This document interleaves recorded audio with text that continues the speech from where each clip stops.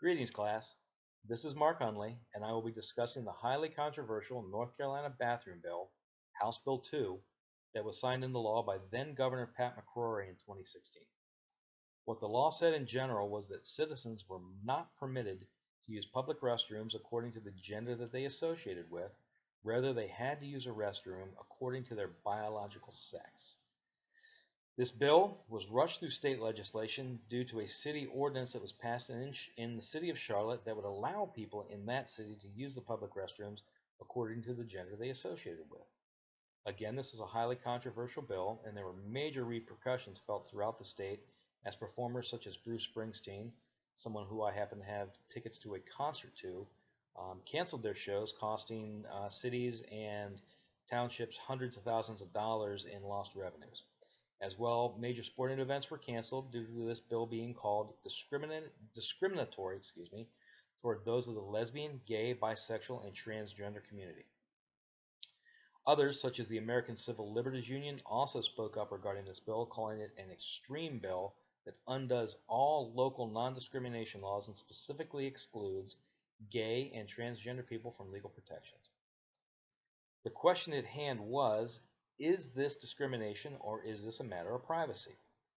The U.S. Department of Justice filed a lawsuit against the state of North Carolina with then Attorney General Loretta Lynch, claiming it was not so very long ago that states, including North Carolina, had other signs above restrooms, water fountains, and on public accommodations keeping people out based on a distinction without a difference.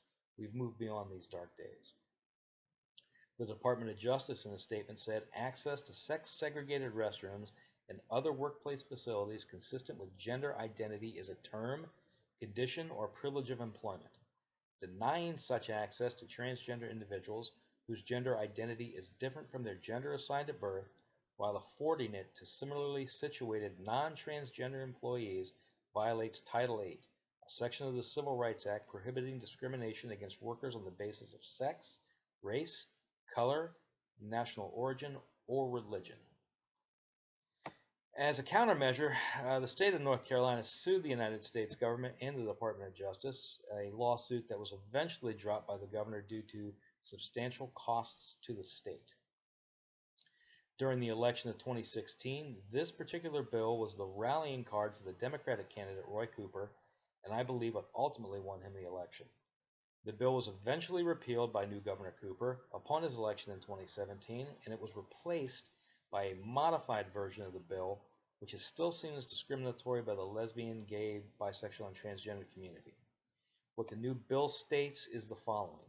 It effectively maintains a key feature of House Bill 2, leaving regulation of bathroom access solely in control of the legislature. It also prevents local governments until December of 2020 from passing or amending their own non-discrimination ordinances relating to private employment and public accommodation. This again goes back to the bill that was passed in the city of Charlotte that eventually brought on the issue of House Bill 2. What I personally believe is that the bill was in fact discriminatory against transgendered individuals. But in saying that, I can certainly understand the other side of the argument.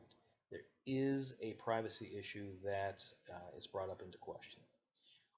One question that I would have is, where do we draw the line with all of this? Case in point, what if I self-identify as a cyborg and have a virus? Does this mean I can go to Best Buy and have a new hard drive installed and I'm cured? Of course not. I have to go to a hospital and be seen by a doctor. I understand this is a very difficult topic and one that will stir up many arguments both for and against.